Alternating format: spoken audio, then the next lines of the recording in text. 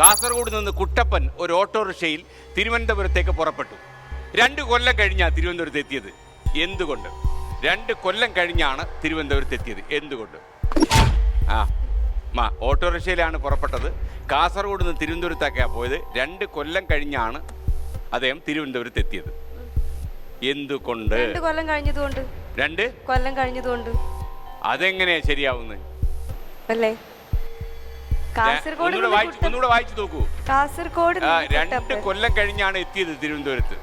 കാസർഗോഡ് നിന്ന് കുട്ടപ്പൻ ഒരു ഓട്ടോറിക്ഷയിൽ തിരുവനന്തപുരത്തേക്ക് പോയി.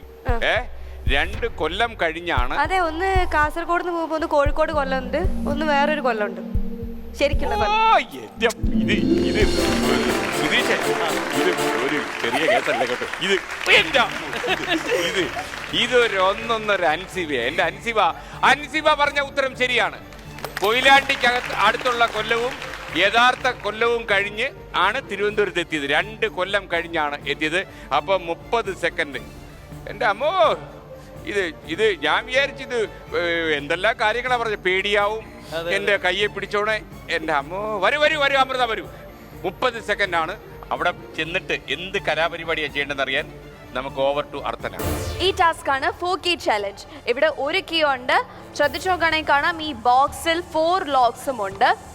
ഈ ഒരു കീ വെച്ച് ഇതിന്റെ കറക്റ്റ് ആയിട്ടുള്ള ലോക്ക് അൺലോക്ക് ചെയ്താൽ മാത്രമേ ഇതിനകത്തിരിക്കുന്ന ടാബ് സ്വന്തമാക്കാൻ പറ്റുള്ളൂ.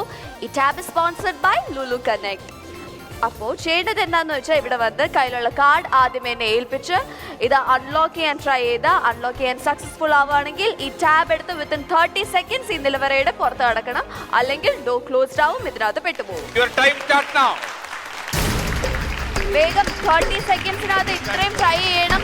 4 ലോക്സ് ഇതിൽ കറക്റ്റ് ആയിട്ടുള്ള ഏതാണെന്ന് കണ്ടുപിടിച്ചാൽ മാത്രമേ ഈ ഗിഫ്റ്റ് സ്വന്തമാക്കാൻ പറ്റുള്ളൂ. എല്ലാം ട്രൈ ചെയ്തു. വേഗം 40 സെക്കൻഡ്സേ ഉള്ളൂ. അല്ലെങ്കിൽ ഇതിനകത്ത് പെട്ടുപോകും, ഗിഫ്റ്റും കിട്ടത്തില്ല, ഒന്നും കിട്ടത്തില്ല. വേഗം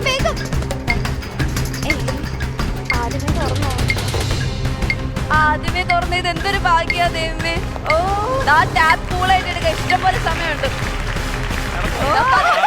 പോയാൽ മതി, ഇഷ്ടംപോലെ സമയമാണ്. മിക്കവാറും ഒരു ലോറി പിടിക്കേണ്ടി വരും. അമൃത, എങ്ങനെ ഇതെല്ലാം കൂടെ കൊണ്ടുപോകും? കൊള്ളാം എന്തായാലും അല്ലേ? ലോറി എൻ്റെ ചെലവ് പിടിച്ചു തരും. ഓക്കെ, അപ്പൊ നമ്മൾ അടുത്ത ചോദ്യത്തിലേക്ക് കടക്കുന്നു. കേരളത്തിലെ ഏറ്റവും ഉയരം കൂടിയ കൊടുമുടിയായ ആനമുടി കണ്ടെത്തുന്നതിന് മുമ്പ് കേരളത്തിലെ ഏറ്റവും ഉയരം കൂടിയ കൊടുമുടി ഏതായിരുന്നു? കേരളത്തിലെ ഏറ്റവും ഉയരം കൂടിയ കൊടുമുടി ഏതായിരുന്നു? ആനമുടി കണ്ടെത്തുന്നതിന് മുമ്പ് ഏറ്റവും ഉയരം കൂടിയ കൊടുമുടി ഏതായിരുന്നു? ആനമുടി തന്നെ അല്ലേ? ആനമുടി കണ്ടെത്തുന്നതിന് മുമ്പ് ഏറ്റവും വലിയ കൊടുമുടി ഏതായിരുന്നു എന്നതായിരുന്നു ചോദ്യം. സുധീഷ്, തീവണ്ടി ബുക്ക് ചെയ്തിട്ടുണ്ടോ? ട്രെയിൻ ബുക്ക് ചെയ്തിട്ടുണ്ടോ? വീട്ടിലേക്ക് പോകാനുള്ള ട്രെയിൻ ഏകദേശം സമയമായി തോന്നുന്നു. ഇപ്പൊ ഫ്ലൈറ്റ് ഒന്നുമില്ല കേട്ടോ, കോഴിക്കോടിന് ഫ്ലൈറ്റ് ഒന്നുമില്ല. അൻസിബ പറഞ്ഞ ഉത്തരം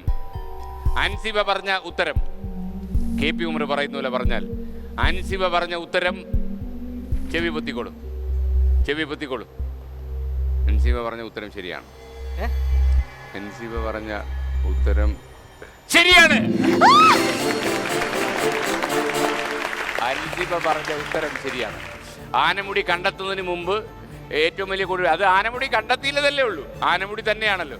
അൻസിബയുടെ കോമൺ സെൻസ് ഞാൻ അംഗീകരിക്കുന്നു. മിക്കവാറും എനിക്ക് തോന്നുന്നു പ്രൊഫസർ അൻസിബ കെയർ ഓഫ് എന്ന് പറഞ്ഞിട്ടൊരു പുതിയ വിലാസം മിക്കവാറും വരാനുള്ള എല്ലാ സാധ്യതയുണ്ട്. നാളെ മുതൽ മിക്കവാറും കുട്ടികളൊക്കെ സംശയം വരുമ്പം ഏണസ്റ്റ് ഹെമിംഗ്വേ ശരിക്കും എന്ന് പറഞ്ഞ് ഓരോ ചോദ്യം ചോദിച്ചുകൊണ്ട് കുട്ടികൾ വീട്ടിൽ വന്ന് കയറാനുള്ള എല്ലാ സാധ്യതയുണ്ട്. Ansiba, wish you all the best. അപ്പോ അമൃത 30 സെക്കൻഡ്. എന്റെ കാല് കുഴഞ്ഞു കേട്ടോ. അമൃത അവിടെ തന്നെ നിന്നോട്ടെ, അതായിരിക്കും നല്ലത്. അമൃത അങ്ങോട്ട് ഇരുത്തോട്ട്. അർത്ഥനിക്ക് ഒരു കൂട്ടുമാവും കേട്ടോ. അപ്പൊ ഒരു കാര്യം ചെയ്യാം, എന്തൊക്കെയാണ് കലാപരിപാടി എന്ന് അറിയാൻ വേണ്ടി 30 സെക്കൻഡ് ആണുള്ളത്. ലുലു കണക്ട് സ്പോൺസർ ചെയ്തിരിക്കുന്ന ഈ സ്റ്റവ് സ്വന്തമാക്കാൻ നിങ്ങളുടെ അടുത്ത് 30 സെക്കൻഡ്സ് ഉണ്ട്. ബട്ട് ഇത് സ്വന്തമാക്കാൻ ഒരു ചെറിയ ടാസ്ക് ചെയ്യേണ്ടി വരും.